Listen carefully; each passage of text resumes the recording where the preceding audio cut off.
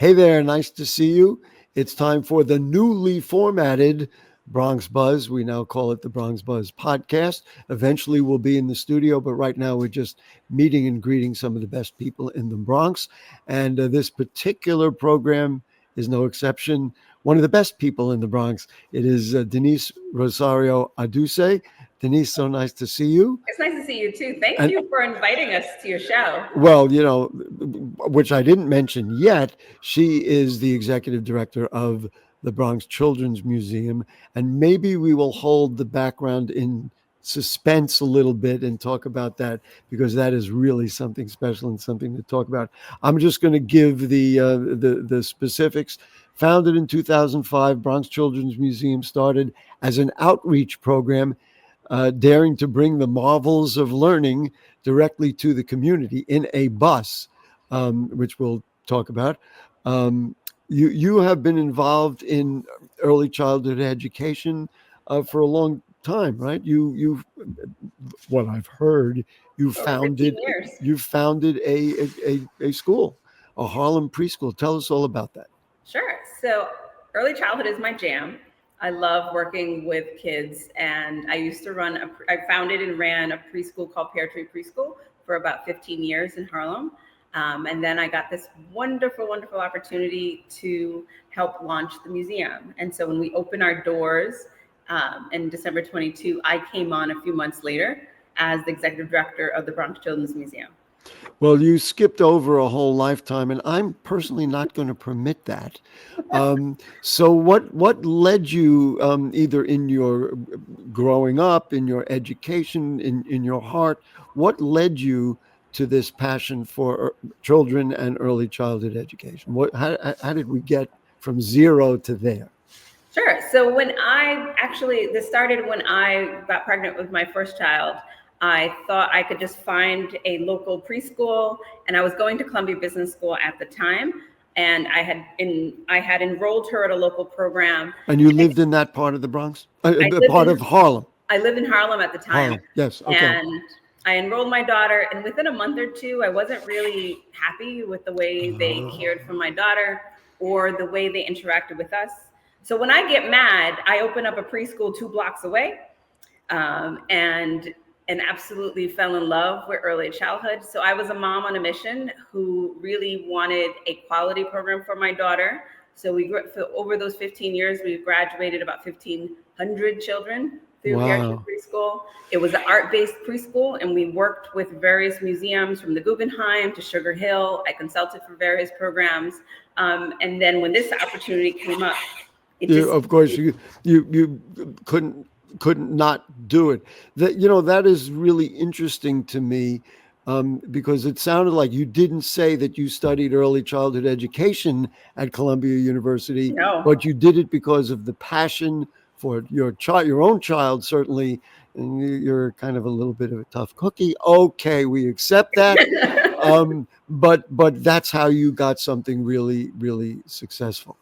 Absolutely. I wanted the best for my kid, and I think every child should have access to quality early childhood education, to the arts, to quality teachers, and just resources.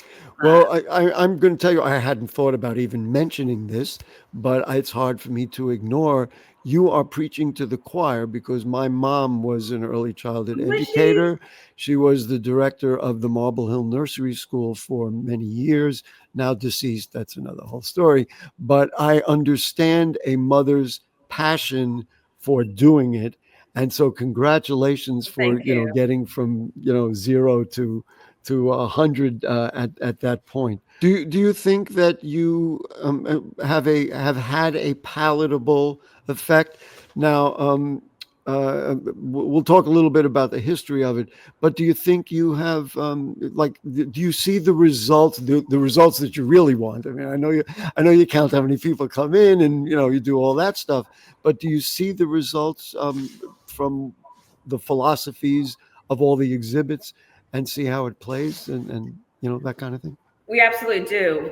When we talk numbers, we've had 100,000 children and families come into the museum since we opened. And that's not being open every single day. We're open Tuesdays, Thursdays, and Saturdays. We're obviously raising money to be able to open other days. this is the first time a lot of schools in the Bronx have a museum they can come to. So we have a pretty significant wait list of about 300 schools. 300. 300 schools. Excuse on me, our I just had to exclaim. Yes, 300 Yeah, schools. 300 schools and programs, so 300 programs that want to come for field trips. And so we're trying to work through those requests. And so the demand is enormous. 70% of the children and family that come to the Bronx Children's Museum are from the Bronx. 30% comes from Harlem, Washington Heights, and Inwood.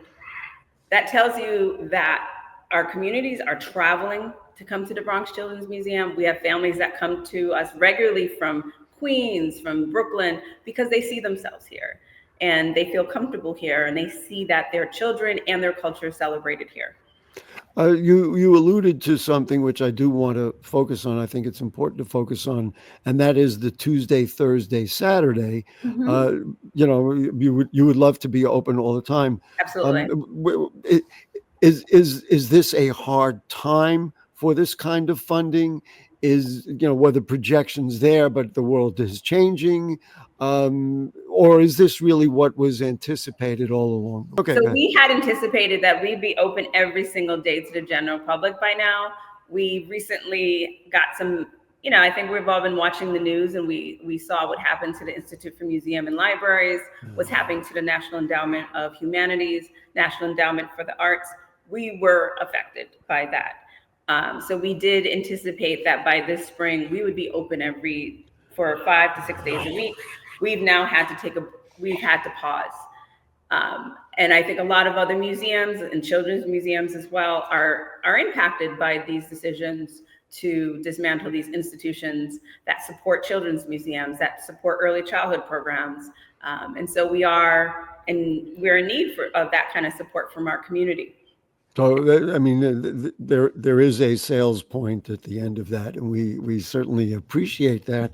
As you know, I was there with my wife and my granddaughter just the other day, and when my wife walked in and my granddaughter was running around with I think I told you, with butterfly wings and who knows whatever else, my wife said, "Who wouldn't support this? Who wouldn't like this? This is exactly what we should be doing." There also is a teaching element, not only for the schools, but for the people who come in. You have all kinds. So why don't you just talk about that a little bit? Sure. So we believe that our mission is to really facilitate relationships between adults and children. So for caregivers and children, we have toddler time every Tuesday. We would love to be able to expand that more. We also do professional development for teachers and work with area teachers and educators and show them how to utilize the museum and incorporate art into their curriculum. We've had special professional development for the superintendents of District 75. So how to incorporate the arts into programming and lesson plans for teachers with children with learning differences. We were specifically designed to be inclusive of kids who have various different needs. And so our museum is very friendly to children and families children may have some different kind of learning challenges. So we do have families that travel from various parts of New York, New Jersey, and other places because they say this is the first time that especially children with special needs, that their child has been able to be in a children's museum for more than 10 to 20 minutes. Right. And without running around and jumping on top of each other. Without having some kind of reaction. Yeah. You have also brought up something else that I have on my mind to talk about, mostly because I saw it happening, and that is staff. We all go to all different institutions. Doesn't matter whether it's concert hall, whether it's college, I have never met sweeter and kinder and more upfront people than I met who just are with the kids and with the people at the Bronx Children's Museum. And so you have a wonderful staff, and you probably very carefully select who is on that staff.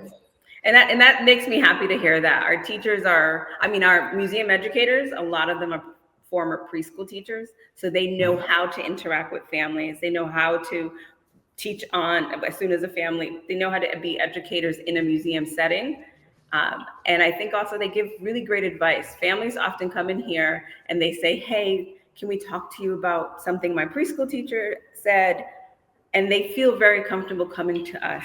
Right. And well, there is that feel. Of course, I was smirking because you were talking about how all of the staff they come from early childhood education. Yeah. Well, the executive director also comes out of early childhood education. Okay, we're going to take a break. Then we're going to show video because, as you know, I have history, personal history, and business history. I've done a lot of work at the Bronx Children's Museum, literally from before it was opened. So we'll take a look when we come back. Don't go away. 19.7% of Bronxites currently experience food insecurity. Meanwhile, instead of these nice, colorful foods, this is the best food that they have access to. If this sounds like you, there are a bunch of resources to get healthy food for free or cheap. If you want to help, you might consider donating or volunteering in one of these places.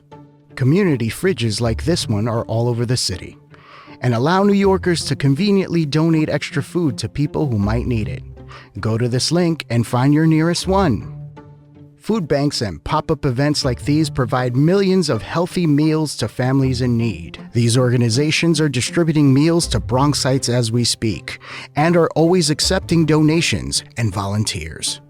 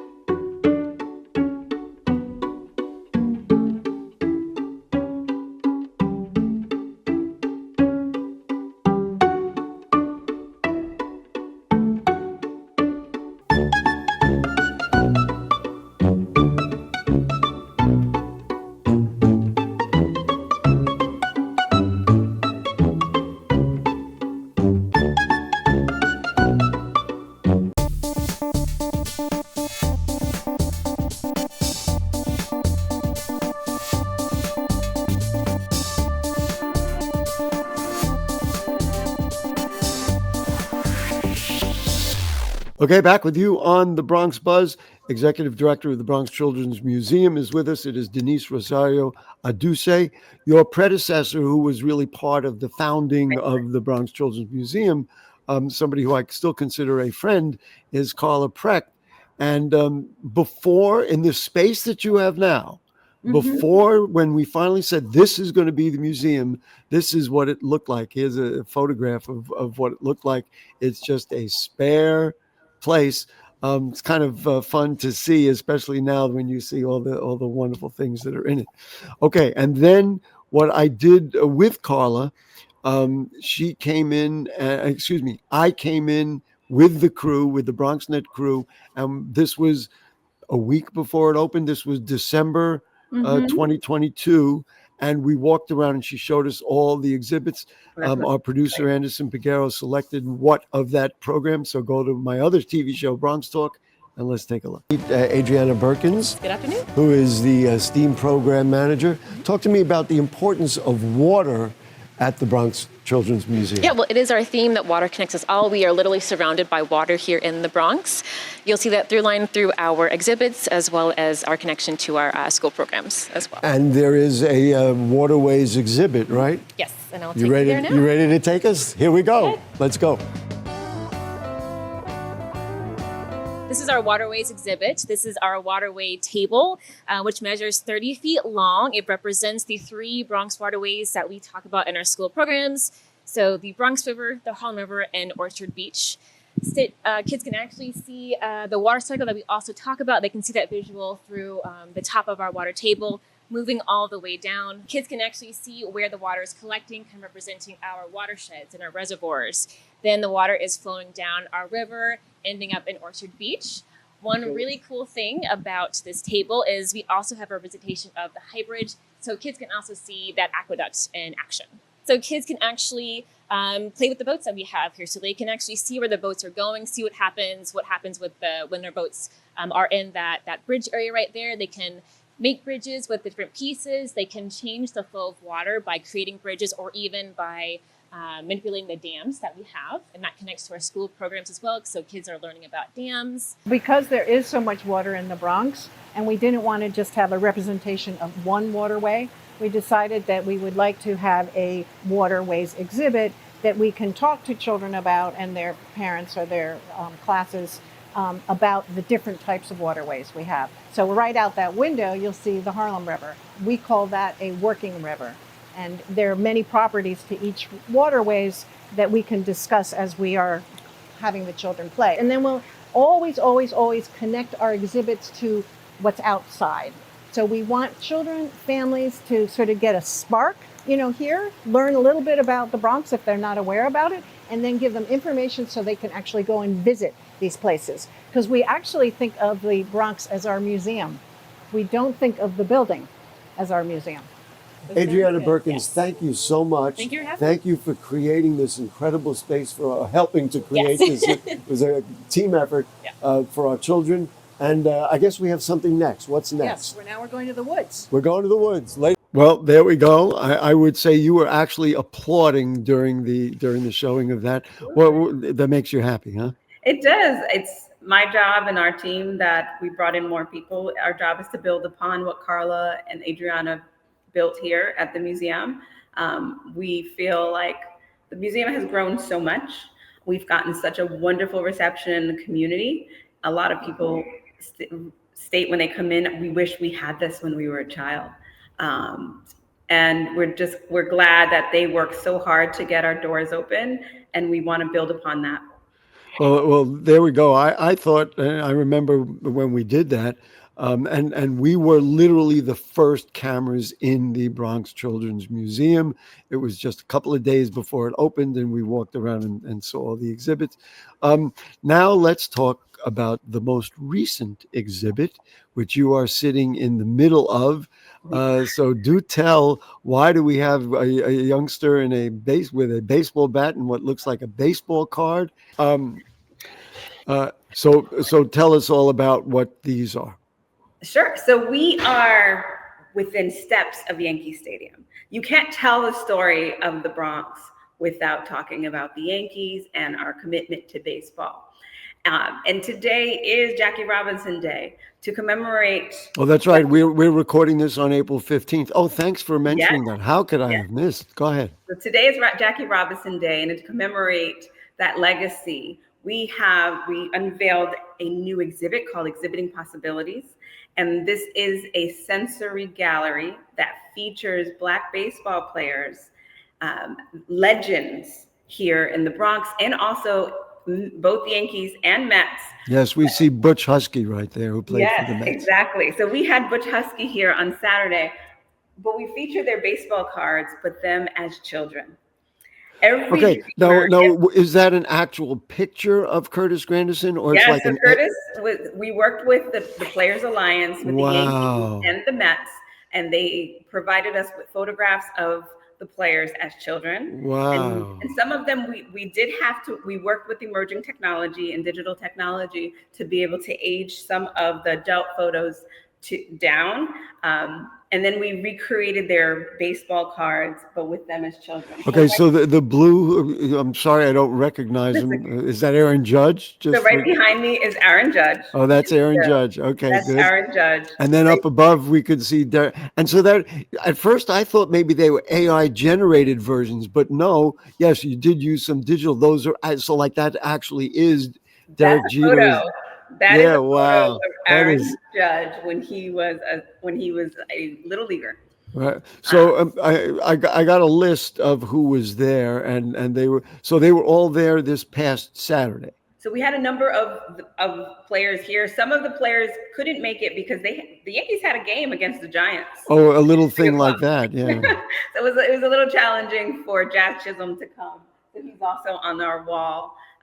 But we really appreciate the players for coming out, watching them really glow and get excited to see themselves as children in baseball cards. And you know, and this also is instructive for kids that these are human beings. And if you aspire, and of course, whatever, goodness, if you could be like Aaron Judge, you'd be doing great. But here, just I got the list. CC Sabathia was there, Curtis Granderson, Gary Sheffield, Willie Randolph, who is just one of the great New Yorkers and everywhere, and of course played for both teams. Dave Winfield, Edwin Jackson, Butch Husky, and apparently Jackie Robinson's son also. Yeah, wow, this is truly exciting. I am so happy that you did this, and it's thinking like this, you know. And so when can people come see it? Can they already just wander through? Other than when you're doing today. So we unveiled it on Saturday. Today is Tuesday. Today is Tuesday, and we've had families here. We've had children walking through here. The best quote so far, we have one of the boys. On the other side is a mural of boys playing baseball. It's Mets boys playing against Yankee boys, and one of the children who actually modeled for the mural, he said, "Today I'm on that side of the wall, and one day I'm going to be on one of those bases." Wow, that is a great line, boy. If that's not like saying, I think I understand what the philosophy of the museum is. And what was he, like 6 years old or something? He was a 10-year-old. 10-year-old. There he goes. A 10-year-old, and he's a little leaguer. This is exactly what we're doing here at the museum. We say we exhibit possibilities, we illuminate pathways, and we celebrate all children. We're almost out of time. Do you spend more of your time thinking about creating things like this, or just simply, let's face it, maintaining waterworks, maintaining the beaver hutch, maintaining the little microscope things? There's the iCloud room up there. You know, there's all kinds of things. What do you really spend your attention on, or is it really balanced? I do a little bit of everything. And so before I came down, I was reading a children's book to the kids who came in this morning. Today you can't resist, darn you! You just can't resist. I cannot. I absolutely love connecting with the kids. But then tomorrow I may be talking to a donor. But I have a dream. This is my dream job. I get to work with children and families. I get to celebrate a wonderful community, and we get to inspire children and families. And this is my dream job. You know, in a similar vein, you know, I look at the borough of the Bronx, and I mean, I deal with a lot of other things that you don't deal with, but I feel the same way that it defines itself. This is undiscovered territory. Nobody knows we're here, but we're just, you know, holding to our values. What's the last? What do you want to leave viewers with? We sure want to invite them to the museum. Go over there and you know, check out the website and all that. But what's your final words to the folks who are watching us? The Bronx is a family-friendly borough. We are rich in culture, and we're excited to be able to represent the children and family of the Bronx here at the museum. So get online, make a visit, et cetera, et cetera. You bring buses, I mean, school buses. I mean, you know, I mean, I was told that almost all the mornings, Tuesday and Thursday mornings, are filled. Wednesdays and Fridays, yes, too. And Wednesday and Friday, you know, all week. all week long, the buses come in, and all ages. So we serve up to mostly up to third grade, but we also have interns from high school. We've had 10 interns here working at the museum. We've also been working with Pratt Institute to create an exhibit here that we'll be hoping to unveil later this year. So we're a children's museum, but there's lots of opportunities for children to be here, for teenagers to work with us and learn how to be in hospitality, how to work and create exhibits. And also working with college students. Families, that's the real bottom line. I mean, it is for children, but I brought my granddaughter. It was kind of fun, you know. It was. Yep, it's sure. Mostly because I got to hang with Denise and John and all my buddies over there. Denise Rosario Adusei, thank you so much for taking care of the Bronx kids. That's all. Thank you so much. If you were here, I'd give you a big hug. The executive director. We do this. We do like this with the X for the VX. It's also a big hug. The Bronx Children's Museum. They're just under the highway there at 150. On Exterior Street. Yeah, Exterior Street, call it whatever. Everybody knows where it is. Don't go to Yankee Stadium, just go down the hill.